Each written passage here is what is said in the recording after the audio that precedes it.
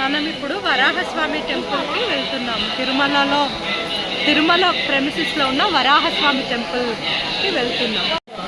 So ఇప్పుడు ఏంటంటే ఈ వరాహస్వామికి వరం ఇచ్చాడన్నమాట తిరుమలలో. ఏమని వెంకటేశ్వర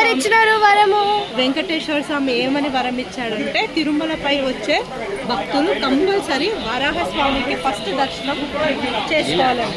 అందుకని ఇక్కడికి వచ్చే భక్తులు ఫస్ట్ కంపల్సరీగా వరాహస్వామికి దర్శనం చేసుకొని ఆ తర్వాత తిరుమల శ్రీ వెంకటేశ్వర స్వామిని దర్శించుకుంటారు. ఇప్పుడు మనం అక్కడికి పోతున్నాం మమ్మీ.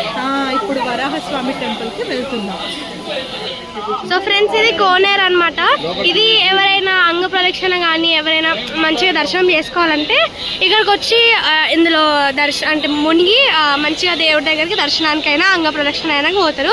ఇక్కడ అంత చల్ల, మాకు బయటనే ఎంత చల్లగా ఉంది, లోపల ఎంత చల్లగా ఉంటుందో ఒకసారి ఊహించుకోండి. క్లియర్ ఉన్నా మొత్తం వాటర్ వస్తుంది.